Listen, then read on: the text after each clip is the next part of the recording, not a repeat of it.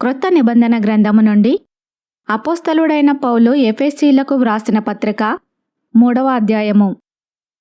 ఈ హేతువు చేత అన్యజనులైన మీ నిమిత్తము క్రీస్తు యేసు యొక్క ఖైదీనైన పౌలను నేను ప్రార్థించుచున్నాను.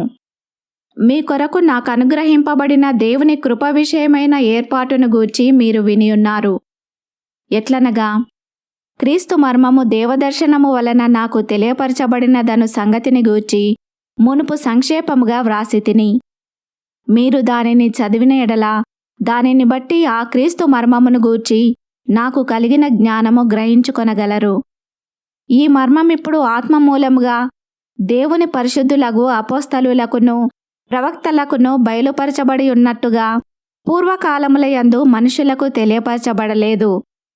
ఈ మర్మమేదనగా అన్యజనులు సువార్త వలన క్రీస్తు యేసునందు యూదులతో పాటు సమాన వారసులును, ఒక శరీరమందలి సాటి అవయవములును, వాగ్దానములో పాలివారునై ఉన్నారనున్నదియే. దేవుడు కార్యకారియగు తన శక్తిని బట్టి నాకు అనుగ్రహించిన కృపావరము చొప్పున నేను ఆ సువార్తకు పరిచారకుడనైతిని. దేవుడు మన ప్రభువైన యేసుక్రీస్తునందు చేసిన నిత్య సంకల్పము చొప్పున పరలోకములో ప్రధానులను, అధికారులను, సంఘము ద్వారా తన యొక్క నానా విధమైన జ్ఞానము ఇప్పుడు తెలియబడవలెనని ఉద్దేశించి శోధింపశక్యము కాని క్రీస్తు ఐశ్వర్యమును అన్యజనులలో ప్రకటించుటకును సమస్తమును సృష్టించిన దేవుని యందు పూర్వకాలము నుండి మరుగైయున్న ఆ మర్మమును గూర్చిన ఏర్పాటు ఎట్టిదో అందరికిని తేటపరచబడుటకును పరిశుద్ధులందరిలో అత్యల్పుడనైన నాకు ఈ కృప అనుగ్రహించెను. ఆయన యందలి విశ్వాసము చేత ధైర్యమును, నిర్భయమైన ప్రవేశమును ఆయనను బట్టి మనకు కలిగి ఉన్నవి. కాబట్టి మీ నిమిత్తమై నాకు వచ్చిన శ్రమలను చూచి మీరు అధైర్యపడవద్దని వేడుకొనుచున్నాను. ఇవి మీకు మహిమకరములై ఉన్నవి.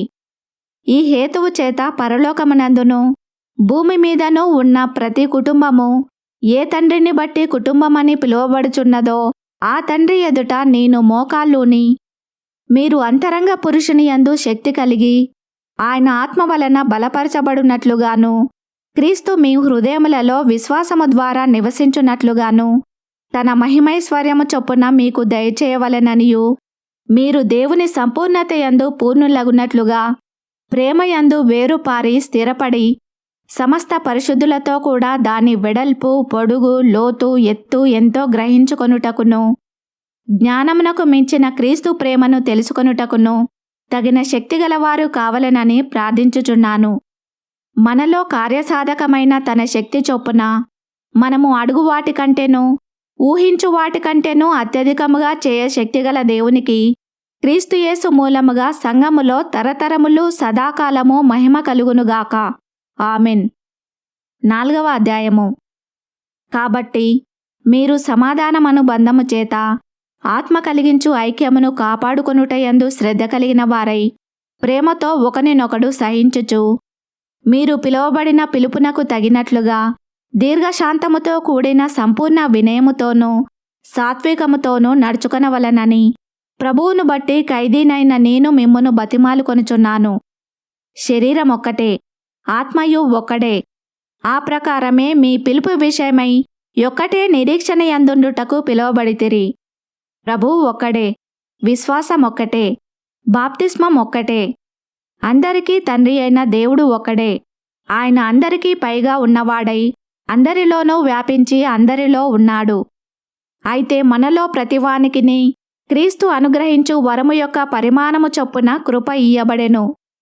అందుచేత ఆయన ఆరోహణమైనప్పుడు చెరను చెరగా పట్టుకొని పోయి మనుషులకు ఈవులను అనుగ్రహించెనని చెప్పబడి ఉన్నది.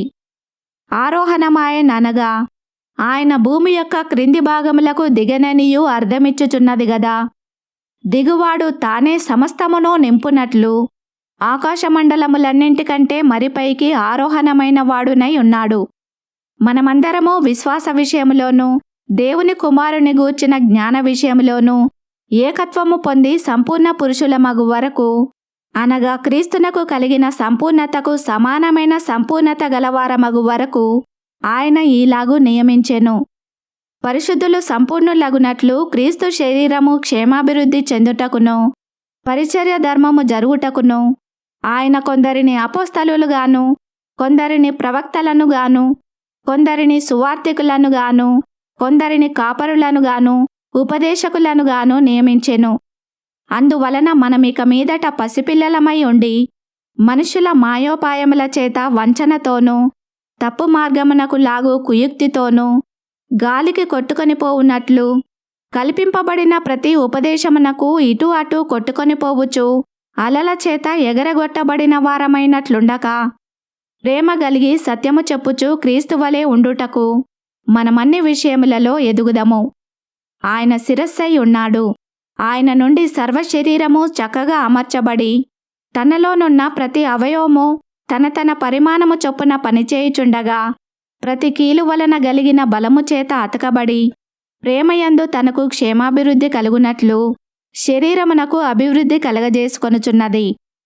కాబట్టి అన్యజనులు నడుచుకొనున్నట్లు మీరిక మీదట నడుచుకొనవలదని ప్రభునందు సాక్ష్యమిచ్చుచున్నాను. వారైతే అంధకారమైన మనసు గలవారై తమ హృదయ కాఠిన్యము వలన తమలోనున్న అజ్ఞానము చేత దేవుని వలన కలుగు జీవములో నుండి వేరుపరచబడిన వారై తమ మనస్సునకు కలిగిన వ్యర్థత అనుసరించి నడుచుకొనుచున్నారు. వారు సిగ్గులేని వారై ఉండి నానా విధమైన అపవిత్రతను అత్యాశతో జరిగించుటకు తమను తామే కాముకత్వమునకు అప్పగించుకొనిరి. అయితే మీరు యేసును గూర్చి విని ఆయన యందలి సత్యము ఉన్నది ఉన్నట్టుగానే ఆయన యందు ఉపదేశింపబడిన వారైన ఎడల మీరాలాగూ క్రీస్తును నేర్చుకున్నవారు కారు. కావున మునుపటి ప్రవర్తన విషయంలోనైతే మోసకరమైన దురాశ వలన చెడిపోవు మీ ప్రాచీన స్వభావమును వదులుకొని మీ చిత్తవృత్తి యందు నూతనపరచబడిన వారై నీతియు యథార్థమైన భక్తియు గలవారై దేవుని పోలికగా సృష్టింపబడిన నవీన స్వభావమును ధరించుకొనవలెను. మనము ఒకరికొకరము అవయవములమై ఉన్నాము గనుక మీరు అబద్ధమాడుట మాని ప్రతివాడును తన పొరుగువానితో సత్యమే మాటలాడవలెను. కోపపడుడి గాని పాపము చేయకుడి. సూర్యుడస్తమించు వరకు మీ కోపము నిలిచి ఉండకూడదు. అపవాదికి చోటియ్యకుడి. దొంగిలువాడు ఇక మీదట దొంగిలక అక్కరగలవానికి పంచిపెట్టుటకు వీలు కలుగు నిమిత్తము తన చేతులతో మంచి పని చేయుచు కష్టపడవలెను. వినువారికి మేలు కలుగునట్లు అవసరమును బట్టి క్షేమాభివృద్ధికరమైన అనుకూల వచనమే పలుకుడి గాని దుర్భాష ఏదైనను మీ నోట రానియ్యకుడి. దేవుని పరిశుద్ధాత్మను దుఃఖపరచకుడి. విమోచన దినము వరకు ఆయన యందు మీరు ముద్రింపబడి ఉన్నారు. సమస్తమైన ద్వేషము, కోపము, క్రోధము, అల్లరి, దూషణ, సకలమైన దుష్టత్వము మీరు విసర్జించుడి. ఒకని ఎడల ఒకడు దయగలిగి కరుణా హృదయులై క్రీస్తునందు దేవుడు మిమ్మును క్షమించిన ప్రకారము మీరును ఒకరినొకరు క్షమించుడి. ఈ వాక్యమును విన్న మిమ్మలందరినీ దేవుడు దీవించునుగాక. ఆమెన్.